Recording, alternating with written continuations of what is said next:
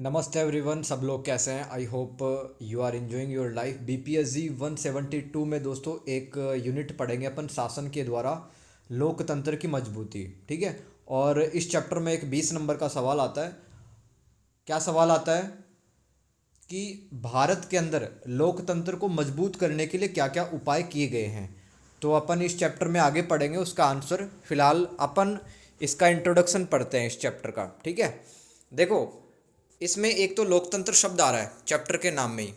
तो लोकतंत्र क्या होता है? जहाँ पर सभी को समान अधिकार मिलते हैं, सभी को आगे बढ़ने के समान अवसर प्राप्त होते हैं। तो यही सब आपके परिचय में लिखा हुआ है। ठीक है।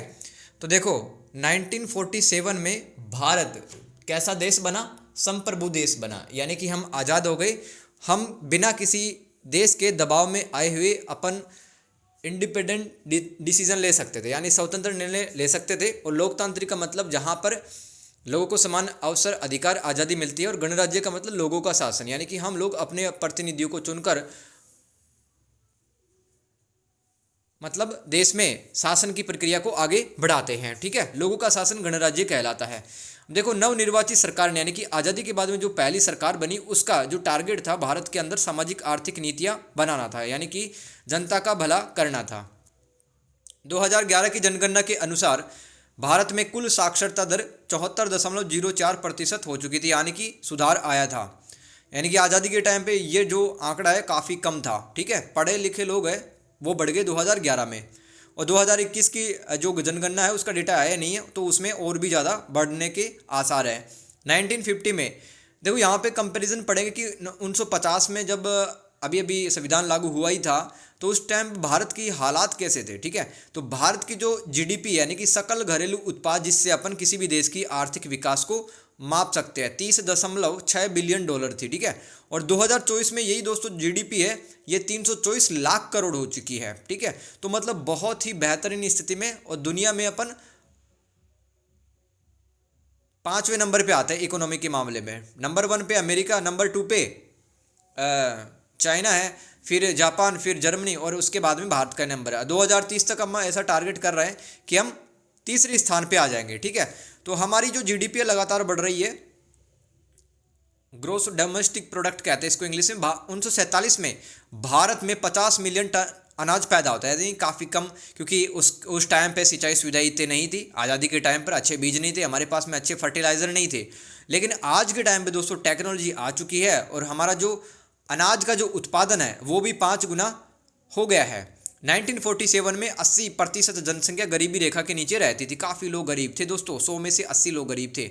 और अब दोस्तों बात करें तो 21% जनसंख्या गरीब रेखा के नीचे जीवन अपना स्पेंड करती है, यानी कि दोस्तों गरीब लोगों की संख्या लगातार कम होती जा रही है। हालांकि अभी भी गरीबी मिटी नहीं है। भारत जैसे लोकतांत्रिक देश में शिक्षा, स्वास्थ्य, सामाजिक सेवाओं का विस्तार हुआ है। तो भारत सरकार ने अलग अलग स्कीम बनाई है, प्रोग्राम बनाए हैं। ठीक है। अलग अलग प्रोजेक्ट चलाए हैं। थोड़ा आगे पढ़ेंगे अपन, थोड़ा सा सब्र रखो आप। लोकतंत्र की परिभाषा, ये तो इंट्रोडक्शन था इस चैप्टर का। आई होप दोस्तों आपको समझ में आ रहा। ठीक है। कमेंट करके अपना सपोर्ट बता देना आप। लोकतंत्र की परिभाषा पहले भी पढ़ चुके हो आप, एक बार और पढ़ लो। जो लोकतंत्र नाम का शब्द है, इसको इंग्लिश के अंदर डेमोक्रेसी कहते हो। जो डेमोक्रेसी वर्ड है ना, ये ग्रीक भाषा के डेमोक्रेसिया से बना है। ठीक है। लोकतंत्र शब्द ग्रीक भाषा के शब्द डेमोक्रेसिया से बना है। और डेमोक्रेसिया जो शब्द है, इसको दोस्तों जब तोड़ते हैं अपन, तो डेमोस प्लस क्रेटोस में इसको तोड़ते हैं। डेमोस का मतलब होता है लोग, और क्रेटोस का मतलब होता है शासन, यानी कि लोगों का शासन, अर्थात लोगों द्वारा शासन ही लोकतंत्र कहलाता है। ये डेफिनेशन पढ़ ली दोस्तों अपन ने। लोकतंत्र क्या होता है? तो लोकतंत्र क्या है? ये शासन करने की व्यवस्था है जिसमें लोग अपने प्रतिनिधियों को चुनते हैं। जैसे जिस हिसाब से आप विधायक के लिए, सरपंच के लिए और सांसद को वोट देते हो ना आप, तो वो आपके कैंडिडेट होते हैं, उनको आप चुनते हैं। जिस देश में लोकतंत्र होता है, जैसे कि अमेरिका, इंग्लैंड, भारत के अंदर लोकतंत्र है, तो वहाँ पर क्या क्या विशेषताएं पाई जाती है? ये शासन व्यवस्था एक टाइप की, इसमें जनता को सामाजिक, राजनीतिक और धार्मिक स्वतंत्रता मिलती है, राइट, जैसा भारत में मिला हुआ है। इसमें हमें फंडामेंटल राइट तथा मानव अधिकारों की सुरक्षा भी होती है। इसमें मानवीय गरिमा, यानी कि हम रिस्पेक्ट के साथ में जीते हैं, हमारी कोई इंसल्ट नहीं कर सकता। ठीक है। और सामाजिक न्याय को बढ़ावा दिया जाता है। इसमें राजनीतिक और सामाजिक न्याय के साथ आर्थिक न्याय की व्यवस्था भी होती है, यानी कि किसी के साथ में आर्थिक रूप से धोखाधड़ी ना हो। ठीक है। इसमें नागरिकों को शिक्षा, स्वास्थ्य, सामाजिक सेवाओं तथा सूचना का अधिकार प्राप्त होता है, जहाँ पे लोकतंत्र होता है। इसमें विधायिका मतलब जहाँ पे कानून बनता है, और कानून कहाँ पे बनते हैं, संसद में बनते हैं और राज्य की विधानसभाओं के अंदर बनते हैं। कार्यपालिका में क्या आते हैं दोस्तों, राष्ट्रपति, प्रधानमंत्री, मंत्रिपरिषद और ये जितने भी आपके सरकारी कर्मचारी कार्यपालिका का हिस्सा होते हैं।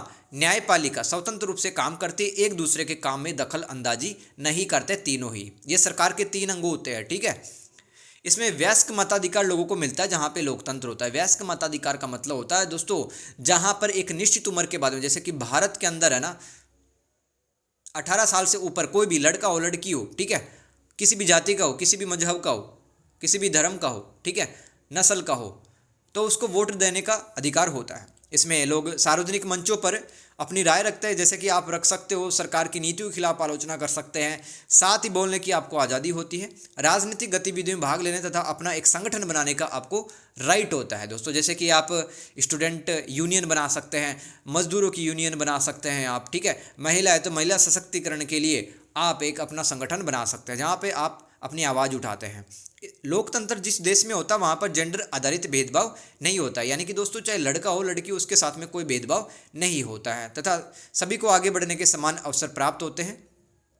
इसमें लोकतंत्र में लोगों का अपनी विचारधारा के अनुसार राजनीतिक दल, नागरिक समाज, दबाव समूह बनाने का अधिकार होता है, यानी कि आपकी जैसी भी सोच है, समाजवादी सोच है, पूंजीवादी सोच है, या फिर कोई अलग सोच है, उसके हिसाब से आप संगठन बना सकते हैं, पार्टी बना सकते हैं, जैसे कि भारत में बनी हुई है अलग अलग पार्टी, जैसे आम आदमी पार्टी है, बीजेपी पार्टी है, कांग्रेस पार्टी है, अकाली दल, इन सभी की अपनी आइडियोलॉजी, थॉट है, ठीक है।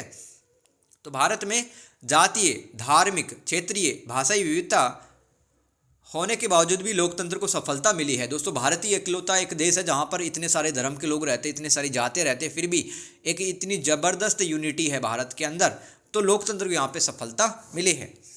अब दोस्तों यहाँ पर एक नई हेडिंग पढ़ेंगे अपन, जो भारत का संविधान है ना, उसने भारत के अंदर लोकतंत्र को कितना स्ट्रॉन्ग किया है। तो संविधान का क्या इंपॉर्टेंस है लोकतंत्र को मजबूत करने में, वो हम पढ़ेंगे।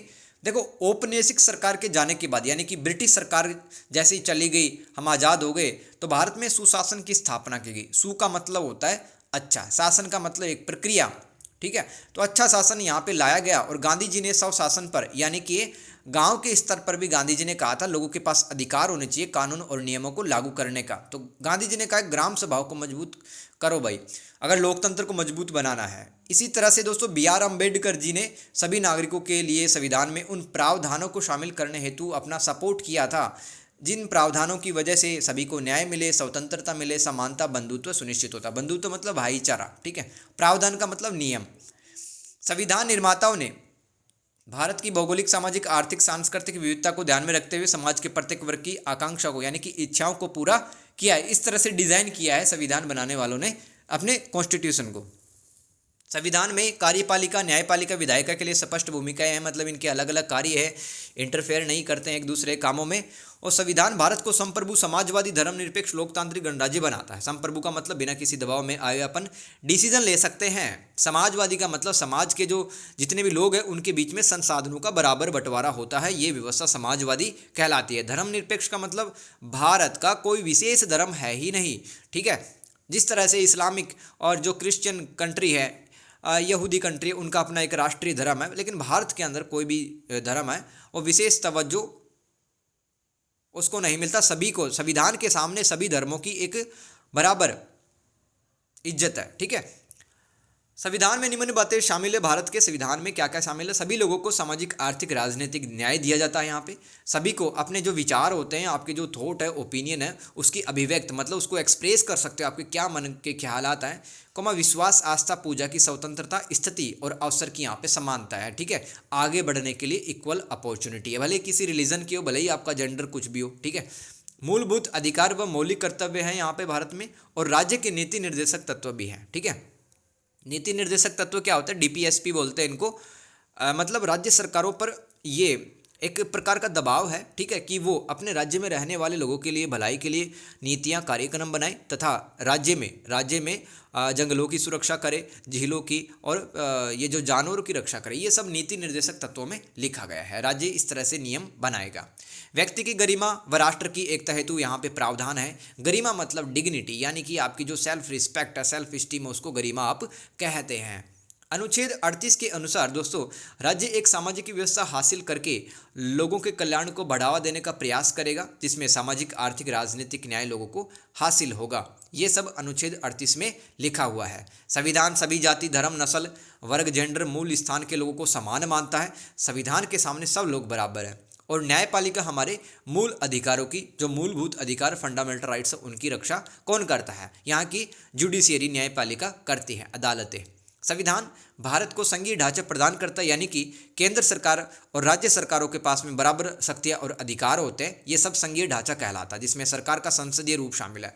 संसदीय रूप का मतलब क्या होता है भाई? केंद्र स्तर पे 2 सदन होंगे, एक तो राज्यसभा का और एक लोकसभा का। ऐसे ही राज्य में विधान परिषद और विधानसभा होगी। ये संसदीय रूप कहलाता है, जहाँ पर हम अपने कैंडिडेट को चुनकर भेजते हैं। संविधान में नौकरशाही का आधुनिकीकरण किया गया है।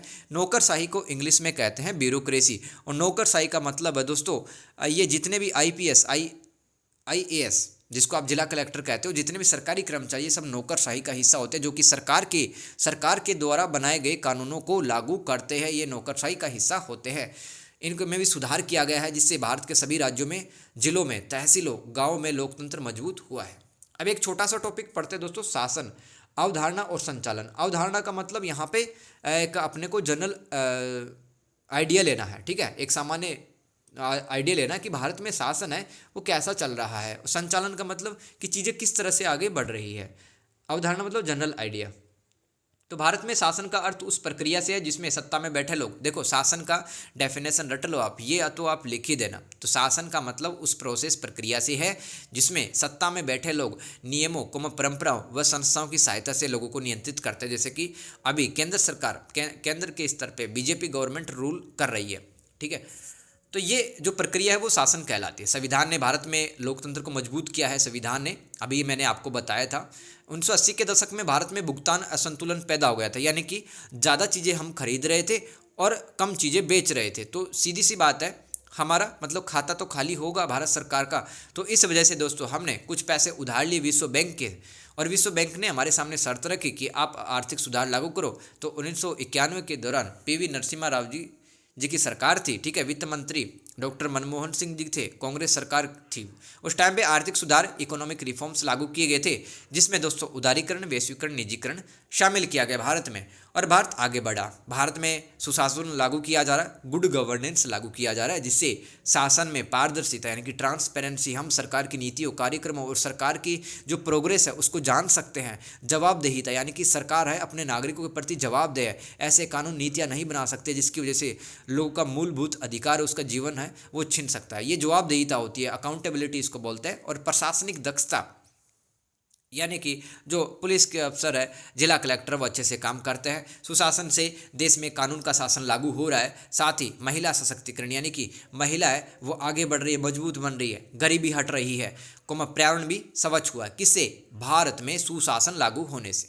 सुशासन से समाज के वंचित वर्गों की स्थिति में सुधार हुआ है। वंचित वर्ग का मतलब SC ST, दलित, ये सब लोग, ठीक है, इनकी स्थिति में सुधार हुआ है। तथा दोस्तों ये जो वंचित वर्ग है ये आज राजनीति में पार्टिसिपेट कर रहा है, ये भी विधायक, MP वगैरह बन रहे हैं। आज़ादी के बाद भारत में राज्य का सार्वजनिक क्षेत्र में बहुत ज़्यादा अधिक हस्तक्षेप था, यानी कि 1991 से पहले बात करें तो दोस्तों सरकारी कंपनियों की संख्या काफ़ी ज़्यादा थी, और उसके बाद में हम आर्थिक सुधार लेके आ गए, उसकी वजह से प्राइवेट कंपनियां भी खुल गई। तो समाजवादी व्यवस्था से एक फ़ायदा भी हुआ दोस्तों। देखो नेहरूवादी मॉडल में मैंने आपको क्या बताया था, जब नेहरू जी की सरकार थी तो मिश्रित अर्थव्यवस्था अपनाई थी, पूंजीवादी, समाजवादी व्यवस्था से हमारा क्या फ़ायदा हुआ? जो वंचित वर्ग थे उनकी गरीबी कम हुई और छोटे किसानों को ज़मीन मिली, ठीक है। ये सब समाजवादी व्यवस्था में इनका भला किया जाता है।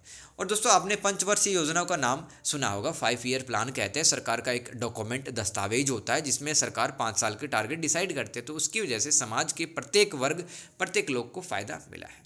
1990 के बाद उदारीकरण, निजीकरण, वैश्वीकरण अपनाने के बाद देश का आर्थिक विकास तो हुआ, लेकिन पर्यावरणीय समस्या का जन्म भी हुआ। जैसे कि दोस्तों दिल्ली गुड़गांव का विकास तो हुआ है, लेकिन यहाँ पे इन्वायरमेंट क्राइसिस है, यहाँ पे अच्छी हवा, अच्छा पानी नहीं है। भारत में शासन के द्वारा लोकतंत्र को मजबूत करने के उपाय, ठीक है, ये वेरी वेरी इंपॉर्टेंट है दोस्तों। 20 नंबर का सवाल है, यहाँ से यही बनता है, वेरी वेरी इंपॉर्टेंट, इसको रट लेना, लिख लिख के याद कर लेना। तो ऐसे क्या उपाय किए गए हैं भारत में जिससे कि डेमोक्रेसी मजबूत बनी है? पहला दोस्तों, सामुदायिक विकास कार्यक्रम, कम्युनिटी डेवलपमेंट प्रोग्राम, CDP इसको बोलते हैं अपन, याद कर लेना। इसे 2 अक्टूबर 1952 को शुरू किया गया था। इसका प्रोग्राम का मकसद क्या था? ग्रामीण क्षेत्रों यानी कि गाँवों का विकास करना, साथ ही उन्हें सामाजिक और आर्थिक रूप से मजबूत बनाना था। इससे गांव के लोगों के जीवन में सुधार हुआ तथा खेतीबाड़ी भी अच्छी हुई। ये सामुदायिक विकास कार्यक्रम था। अब दोस्तों इसकी कमी थी, सामुदायिक विकास कार्यक्रम की क्या कमी थी? ध्यान से सुनो। देखो, पैसा सरकार के पास में कम था, जिसकी वजह से दोस्तों पूरे देश में लागू नहीं हो सका था ये सामुदायिक विकास कार्यक्रम। तो जिन हिस्सों में ये प्रोग्राम नहीं लागू हुआ था, जो पीछे रह गए थे, तो उन इलाकों में विकास करने के लिए दोस्तों भारत सरकार राष्ट्रीय विस्तार सेवा कार्यक्रम को लेके आई। इसे भारत सरकार द्वारा 1953 में शुरू किया गया था। इसका उद्देश्य उन इलाकों में विकास करना था जहां पर सामुदायिक विकास कार्यक्रम नहीं पहुंच सका था, ताकि पूरे देश में समान रूप से विकास हो सके। इससे कृषि, ग्रामीण संचार, सामाजिक शिक्षा की प्रगति हुई। अब दोस्तों तीसरा क्या उपाय जिससे कि लोकतंत्र को मजबूत बना है भारत में? योजना आयोग, इसको इंग्लिश में प्लानिंग कमीशन कहते हैं। इसकी स्थापना 15 मार्च 1950 को हुई थी। 1 जनवरी 2015 को इसका नाम बदल के नीति आयोग रख दिया गया। और योजना आयोग के क्या उद्देश्य थे दोस्तों? भारत में विकास की योजनाओं का निर्माण करना, सरकार को नीतिगत सुझाव देना, सजेशन देना कि ऐसी पॉलिसी बनाओ आप, योजनाओं की समीक्षा करना, देश के संसाधनों का कुशलतम उपयोग करके उत्पादकता तथा रोजगार को बढ़ाना, और राज्यों के साथ समन्वय करना, यानी कि उनको बताना कि आप इस तरह से विकास करो। ये योजना आयोग का मकसद था। साथ ही लोगों के जीवन स्तर में सुधार लाना भी इसका एक उद्देश्य रहा है। आगे चलते हैं दोस्तों, पंचवर्षीय योजनाएं, 5 ईयर प्लान्स, FYP इसको शॉर्ट में कहूँगा मैं। तो भारत सरकार अपनी ओर से एक दस्तावेज तैयार करती है जिसमें अगले 5 सालों के लिए उसकी आमदनी, मतलब खर्चा कितना करेगी सरकार, तो ये सब योजना होती है पंचवर्षीय योजना में। कुछ महत्वपूर्ण योजना देख लो दोस्तों, सारी तो नहीं पढ़ेंगे, है ना। पहली पंचवर्षीय योजना क्या थी? इसमें मुख्य रूप से बांध बनाए गए, कृषि क्षेत्र में इन्वेस्टमेंट किया गया। 5वीं पंचवर्षीय योजना, इसमें गरीबी उन्मूलन यानी कि गरीबी हटाने पर जोर दिया गया। और 6वीं पंचवर्षीय योजना जो कि 1980 से 85 के बीच में थी, इसमें गांव में दोस्तों एक लोन देने के लिए एक बैंक की स्थापना की गई। उसका नाम था राष्ट्रीय कृषि और ग्रामीण विकास बैंक, नाबार्ड इसको बोलते हैं। तथा परिवार नियोजन कार्यक्रम, जनसंख्या दोस्तों भारत की काफ़ी ज़्यादा उस टाइम पे बढ़ रही थी, तो ये परिवार नियोजन कार्यक्रम भी वहाँ पे चलाए गए थे, लोगों को शिक्षित किया गया। 7वीं पंचवर्षीय योजना जो कि 85 से 90 के बीच में चली, इसमें प्रौद्योगिकी यानी कि टेक्नोलॉजी के माध्यम से औद्योगिक उत्पादकता यानी कि जो इंडस्ट्री वगैरह है उसको लगाया गया, वहाँ पे सामान का उत्पादन ज़्यादा किया गया। 7वीं पंचवर्षीय योजना का ये मेन टारगेट था। 8वीं पंचवर्षीय योजना की थी 92 से 97 के बीच में, यानी कि 5 साल के दौरान बनी थी। इसमें उद्योगों के आधुनिकीकरण, रोजगार का सृजन यानी कि अधिक नौकरियां दी गई लोगों को, और मानव संसाधनों का विकास यानी कि एक इंसान को कुछ स्किल सिखा देना, काम धंधा सिखा देना, ताकि वो अपना लाइफ सर्वाइव कर सके। पर्यटन यानी कि टूरिज्म पे ध्यान दिया गया। 10वीं पंचवर्षीय योजना 2002 से 7 तक समावेशी विकास यानी कि समाज का जो प्रत्येक आदमी, प्रत्येक वर्ग है विकास में शामिल हो। जेंडर अंतराल को कम करना यानी कि लड़के और लड़की में भेदभाव कम करना। शिक्षा में प्रोग्रेस, क्षेत्रीय असमानताओं को दूर करना यानी कि 2 राज्यों के बीच में कट्टरता, दुश्मनी ऐसी ना हो कुछ। 12वीं पंचवर्षीय योजना, इसमें संधारणीय विकास यानी कि विकास ऐसे करना है जिससे कि सभी लोगों को फायदा हो, इन्वायरमेंट को कम से कम नुकसान हो। ये संधारणीय विकास या सस्टेनेबल डेवलपमेंट कहलाता है। बुनियादी ढांचे का विकास किया गया। ये बुनियादी ढांचा मतलब रेल की पटरियां बिछा देना, सड़कों का, हाईवे का, अस्पतालों का, स्कूलों का, यूनिवर्सिटीज़ का निर्माण, ये सब बुनियादी ढांचे में आता है। गाँव में बिजली, उच्च शिक्षा में बढ़ोतरी, ये टारगेट था 12वीं पंचवर्षीय योजना का। अब आगे पढ़ते हैं दोस्तों, 73वां संविधान संशोधन अधिनियम 1992, ये पहले भी आपको मैं पढ़ा चुका हूँ दोस्तों। क्या था कि जैसे कि गांव के स्तर पे लोग डिसीजन नहीं ले पाते थे, केवल केंद्र सरकार, राज्य सरकार ही ले पाती थी, इसलिए 73वां संविधान संशोधन लाया गया। इसके लागू होने के बाद राज्य सरकारों के लिए पंचायती राज की एक नई व्यवस्था को संवैधानिक रूप से अपनाया गया तथा त्रिस्तरीय व्यवस्था पर एक व्यवस्था बनाई गई। 3 लेवल पे एक व्यवस्था बनाई गई। क्या व्यवस्था थी वो इस संविधान संशोधन में? देखो, गाँव के स्तर पर ग्राम पंचायतों का निर्माण किया जाएगा? तहसील या ब्लॉक या खंड स्तर पे पंचायत समिति का और डिस्ट्रिक्ट लेवल पे जिला परिषद का निर्माण किया जाएगा, ताकि ये भी स्थानीय स्तर पे अपने डिसीजन ले सके। भाई गांव के आदमी को पता कि गांव की प्रॉब्लम क्या है, दिल्ली के अंदर बैठा हुआ भारत के प्रत्येक गांव की प्रॉब्लम थोड़ी जानता है। इसलिए दोस्तों ये संविधान संशोधन लाया गया था। इससे तीनों संस्थाएं यानी कि जो 3 इकाइयाँ या 3 संस्थाएं हैं, इसमें SC ST महिलाओं का राजनीतिक प्रतिनिधित्व बढ़ा है। महिलाओं को 33% सीटें आरक्षित मतलब रिजर्व है यहाँ पे इन संस्थाओं में। ये संस्थाएं कृषि, भूमि सुधार, जल प्रबंधन, लघु उद्योग, राजस्व संग्रह यानी कि टैक्स कलेक्ट कर सकती है, ग्रामीण विकास, गरीबी उन्मूलन कार्यक्रम, शिक्षा, स्वास्थ्य संबंधित कार्यक्रमों को चला सकती है। ये तीनों संस्थाएं, ठीक है, याद रखना। 73वां संविधान संशोधन 1992 में। उसी साल दोस्तों एक और संविधान संशोधन अधिनियम आया था, 74वां 1992 में, शहरों में। अब दोस्तों गांव के स्तर पे मैंने तो बता दिया, तीन लेवल पे 3 संस्थाएं बनी थी, ग्राम पंचायत, पंचायत समिति और जिला परिषद। इसी तरह से देखो शहरों के अंदर क्या है कि भाई शहरों के अंदर भी ऐसी कुछ संस्थाएं होनी चाहिए जो कि अपना डिसीजन ले सके और शहरों का विकास कर सके। तो 3 लेवल पे ये संस्थाओं की स्थापना की गई, त्रिस्तरीय संस्थाओं की। नगर पंचायत छोटे शहरों के लिए, जनसंख्या कम है जिनकी। नगर पालिका परिषद यानी कि उससे ज़्यादा जनसंख्या, और जैसे कि चंडीगढ़ है, सूरत है, देहरादून है ना, दिल्ली है, बेंगलुरु है, पुणे है, वहाँ पे नगर निगम है। तो ये संस्थाएं शहरी योजना, आर्थिक व सामाजिक विकास, बुनियादी ढांचे, जन स्वास्थ्य, शहरी गरीबी को दूर करना, पर्यावरण को साफ करना जैसे काम करते हैं।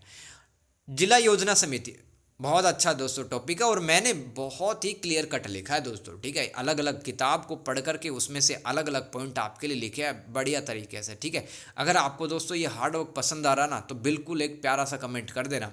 इसका गठन यानी कि डिस्ट्रिक्ट प्लानिंग कमेटी, इसका गठन अनुच्छेद 243 ZD के तहत किया गया था। इनका काम क्या होता है दोस्तों, इन समितियों का, ये जिले हेतु विकास योजनाएं तैयार करती है, बुनियादी ढांचे यानी कि सड़कों का, बांधों का इनका निर्माण करती है, महिला बाल स्वास्थ्य का ध्यान रखती है, शिक्षा, कृषि विकास जैसे काम करती है। पैसा अधिनियम दोस्तों 1996 में आया था। पैसा यहाँ पे वो रुपया पैसा वाला नहीं है, मनी वाला नहीं है। इसका पूरा फुल फॉर्म देखो, पैसा का पंचायतों का प्रावधान, ब्रैकेट में है अनुसूचित क्षेत्रों तक विस्तार। दोस्तों अनुसूचित क्षेत्र क्या होता है, जहाँ पे जनजातियाँ रहती है। तो दोस्तों जंगलों में रहने वाले लोगों को अधिकार देने के लिए पैसा अधिनियम लाया गया था। एक प्रकार का कानून है जो कि अनुसूचित क्षेत्र में रहने वाले लोगों हेतु स्वशासन सुनिश्चित करता है। अब देखो जंगलों के अंदर रहने वाली लोग है ना, उन्हीं को पता कि हमारी प्रॉब्लम क्या, तो वो लोग डिसीजन ले सकते हैं इस अधिनियम के द्वारा। तो इससे दोस्तों जनजातीय समुदाय मजबूत बना है। सहभागी लोकतंत्र के माध्यम से ग्राम प्रशासन स्थापित करना। सहभागी लोकतंत्र क्या, जिसमें लोग पार्टिसिपेट करते हैं, ग्राउंड जीरो पर लोग पार्टिसिपेट करते हैं सरकार के अफसरों के साथ में। सहभागी लोकतंत्र या कोऑपरेटिव डेमोक्रेसी कहलाता है। जनजातीय समुदायों की परंपरा और रीति रिवाजों की रक्षा करना, जैसे कि अरुणाचल प्रदेश, नागालैंड, भाई यहाँ पे जनजातीय समुदाय हैं, उनकी अलग परंपरा है, उनके अलग रीति रिवाज, कस्टम्स हैं, उनकी वैल्यूज़, उनके बिलीफ्स अलग हैं दोस्तों। उसी के लिए पैसा अधिनियम आया था, ताकि वो लोग अपने डिसीजन ले सकें।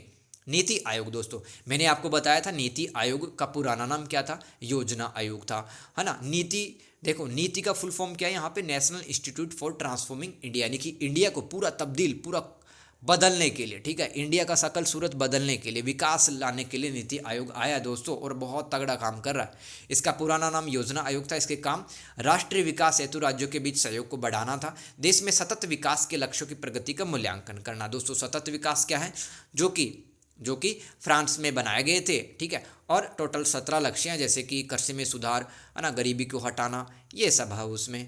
Total 17 target. तो 17 टारगेट में भारत किस तरह से प्रोग्रेस कर रहा है वो नीति आयोग देखता रहता है। केंद्र व राज्यों के बीच में सहकारी संघवाद को बढ़ाने, यानी कि केंद्र और राज्यों के बीच में संबंधों को अच्छा करने का काम नीति आयोग करता है। इसके अलावा देश में जो नीतियाँ प्रोग्राम बनते हैं उसका कार्यकरण, यानी किस तरह से लागू हो रहे हैं, उनका मूल्यांकन करना, यानी कि किसी जिले में, किसी शहर में अगर कोई योजना लागू की जा रही है तो किस तरह से लोगों को फ़ायदा मिल रहा है, कितने लोग पीछे रह गए, सब मूल्यांकन करने का काम कौन करता है, नीति आयोग करता है। इसके अलावा दोस्तों केंद्र और राज्य को नीतिगत व तकनीकी सलाह ये देने का काम भी करता है। आगे चलते हैं दोस्तों, ये सवाल था क्या 20 नंबर का, कि भारत में लोकतंत्र को मजबूत करने के लिए क्या क्या उपाय किए गए थे। तो चुनाव है किस तरह से मजबूत करता है लोकतंत्र को, पढ़ेंगे दोस्तों। देखो, चुनाव शासन में नागरिक भागीदारी सुनिश्चित करने का एक महत्वपूर्ण साधन है। जिस देश के अंदर स्वतंत्र निष्पक्ष चुनाव होते हैं ना, आप समझ जाओ वहाँ पे लोकतंत्र है। और जहाँ पे चुनाव है भेदभाव तरीके से होते हैं, कुछ लोग ही शामिल होते हैं, तो वहाँ समझ जाओ लोकतंत्र है, बिल्कुल रसातल पे है, लोकतंत्र नहीं है वहाँ पे। कुछ देश है दुनिया में दोस्तों, है ना, जहाँ पे राज परिवार के लोग ही चुनाव में शामिल हो जाते हैं, वही जीत जाते हैं, है ना। साथ ही यह नागरिकों के प्रति सरकार को जवाबदेह और उत्तरदायी बनाने में मदद करता है चुनाव। जैसे कि भारत में एक अधिनियम आया था दोस्तों, आपको याद रखना है, जनप्रतिनिधित्व अधिनियम 1951। इसका मकसद क्या है? चुनाव का संचालन करवाना, संसद और विधानसभाओं की सदस्यता के लिए योग्यता, यानी कि आपकी 25 साल उम्र है तो आप लोकसभा के चुनाव लड़ सकते हैं, आप पे कोई लीगल केस नहीं होना चाहिए, क्राइम नहीं करो आप, ठीक है, तो फिर आप लड़ सकते हो चुनाव। तो ये सब नियम कौन बनाता है? ये सब जन प्रतिनिधित्व अधिनियम 1951 के अंदर ये सब लिखा हुआ है, ठीक है। और चुनावी अपराधों संबंधित, यानी कि किसी नेता ने अगर कोई क्राइम कर दिया तो भाई वो चुनाव नहीं लड़ सकता, ये सब नियम इस अधिनियम में लिखे गए हैं। सार्वभौमिक वयस्क मताधिकार के कारण भारत में लोकतंत्र मजबूत हुआ है। इसी कारण SC ST वर्ग की राजनीतिक भागीदारी बढ़ी है। सार्वभौमिक वयस्क मताधिकार क्या, यानी कि 18 साल से ऊपर, चाहे लड़का है लड़की है, कोई किसी भी जेंडर का है, ठीक है, ट्रांसजेंडर लोग हैं, किसी भी जाति मजहब, किसी भी नस्ल, ठीक है, मूल स्थान, राइट, कि आपका कोई भी वर्ग है, आप डॉक्टर इंजीनियर है, आप वोट दे सकते हैं, ठीक है।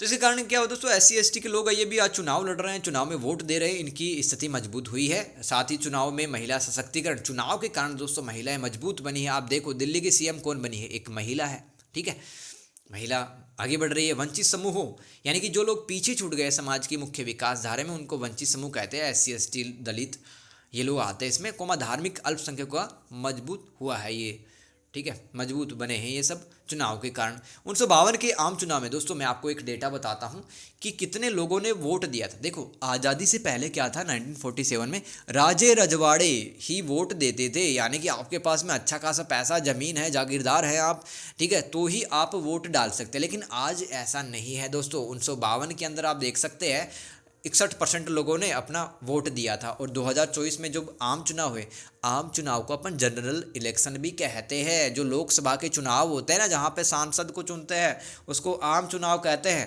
तो आम चुनाव में जो 61% का डेटा था, ये बढ़कर 66% हो गया है। इससे आप क्या समझते हो कि लोग हैं अब वोट डालने के लिए बूथ तक जाते हैं। देखो एक 10 नंबर का एक शानदार सवाल बनता है, खैर 20 नंबर में तो आपको ये भी लिखना होगा, 10 नंबर का अलग से पूछा जा सकता है, सर्व शिक्षा अभियान की विशेषताएं।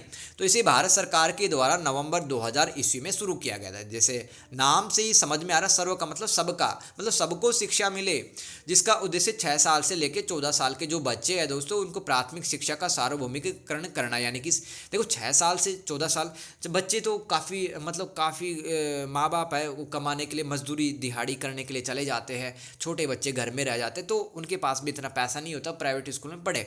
तो सरकार का उद्देश्य ये था कि भाई 6 साल से लेकर 14 साल के जो बच्चे जो 8वीं तक तो कम से कम फ्री में पढ़े, जिसे संविधान के 86वें संशोधन द्वारा मौलिक अधिकार बनाया गया दोस्तों। मतलब ये जो पढ़ना लिखना भी है, ये भी क्या है, एक मूलभूत अधिकार है। इसकी मुख्य बातें क्या है सर्व शिक्षा अभियान की?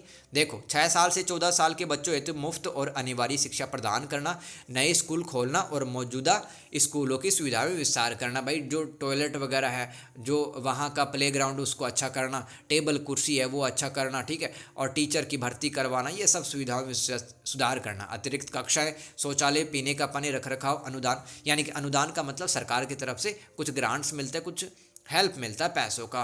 और विद्यालय सुधार अनुदान उपलब्ध कराना, पेंट वगैरह करवा देना, गेट वगैरह लगवा देना, CCTV, कंप्यूटर, ये सब विद्यालय सुधार अनुदान में शामिल हो जाएगा। शिक्षकों की कमी को दूर करना और शिक्षकों को ट्रेनिंग देना, जीवन कौशल सिखाना, यानी कि लाइफ में स्किल सिखाना, स्किल सीखना बहुत ज़रूरी है दोस्तों। बालिका शिक्षा, विशेष ज़रूरत वाले बच्चों पर ध्यान देना, जो बच्चे बहुत गरीब है, अनाथ है, विकलांग है, उन बच्चों पे ध्यान देना, ये भी सर्व शिक्षा अभियान की एक विशेषताएं हैं दोस्तों। और डिजिटल रूप से शिक्षा देने हेतु कंप्यूटर शिक्षा का प्रदान करती है बच्चों को, ठीक है, आजकल काफ़ी ज़्यादा ज़रूरी है। आगे चलते हैं दोस्तों, एक और उपाय देखते हैं जिसकी वजह से भारत में क्या हुआ, लोकतंत्र मजबूत बना है। शिक्षा का अधिकार अधिनियम, राइट टू एजुकेशन, 2009 में बना था। यह अधिनियम 6 से 14 साल के बच्चों को मुफ्त और अनिवार्य शिक्षा का अधिकार देता है। इसे अनुच्छेद 21A के तहत बनाया गया था, है ना, शिक्षा का अधिकार अधिनियम 2009। और इसके अंदर और भी बातें लिख सकते हो कि जो प्राइवेट स्कूल है ना, वहाँ पर 100 में से 25 सीटें हैं वो कमज़ोर वर्ग के बच्चों के लिए, यानी जो SC ST वंचित वर्ग के लोग हैं उनके बच्चे के लिए सीटें फिक्स होंगी। प्रवेश के बाद, यानी कि बच्चा जब एडमिशन ले लेगा तो कक्षा 8 तक निःशुल्क पढ़ाई कर सकता है। किसी भी बच्चे को मारपीट नहीं कर सकते, उसको मेंटली टॉर्चर नहीं कर सकते, और अगर किसी बच्चे के साथ में ऐसा होता है तो संबंधित अफसर के साथ शिकायत वो कर सकता है। आगे चलते हैं दोस्तों, एक और उपाय जिससे लोकतंत्र मजबूत बना है, राष्ट्रीय ग्रामीण स्वास्थ्य मिशन। इसकी शुरुआत 12 अप्रैल 2005 को प्रधानमंत्री द्वारा ग्रामीण आबादी विशेषकर कमजोर समूह को सुलभ, यानी कि वो लोग अस्पताल तक पहुंच सके, उनको दवाइयाँ मिल सके। हर कोई तो प्राइवेट हॉस्पिटल में जा नहीं सकता ना, गांव का आदमी, तो सस्ती और अच्छी क्वालिटी की स्वास्थ्य देखभाल सेवाएं देने के लिए राष्ट्रीय ग्रामीण स्वास्थ्य मिशन को 2005 में शुरू किया गया था। इससे मातृ व बाल स्वास्थ्य में सुधार हुआ है। मातृ मतलब जो माता का स्वास्थ्य है, जिसने बच्चा अभी जन्म दिया है, ठीक है, उसके स्वास्थ्य में सुधार हुआ है। आगे चलते हैं दोस्तों, महात्मा गांधी राष्ट्रीय ग्रामीण रोजगार योजना, मनरेगा इसको कहते हैं दोस्तों। गाँव के अंदर क्या होता है कि भाई गाँव के अंदर पढ़े लिखे लोग इतने नहीं है बेचारे, अब शहरों में मजदूरी दिहाड़ी करने के लिए चले जाते हैं, तो गाँव के अंदर गाँव में लोगों को रोजगार देने के लिए, ताकि वो शहरों की तरफ पलायन न करे, तो इस योजना को फरवरी 2006 में लागू किया गया था गांव के लोगों को नौकरी मतलब 100 दिन का काम धंधा देने के लिए। इस योजना में ग्रामीण क्षेत्रों में रहने वाले लोगों को 100 दिन का गारंटी रोजगार मिलता है ना। तो इसका उद्देश्य, मनरेगा का जो उद्देश्य है, गांव के लोगों की आजीविका सुरक्षित करना, यानी कि उनको मतलब 100 दिन के लिए तो कम से कम ऐसा है कि भाई कुछ पैसा मिल जाएगा।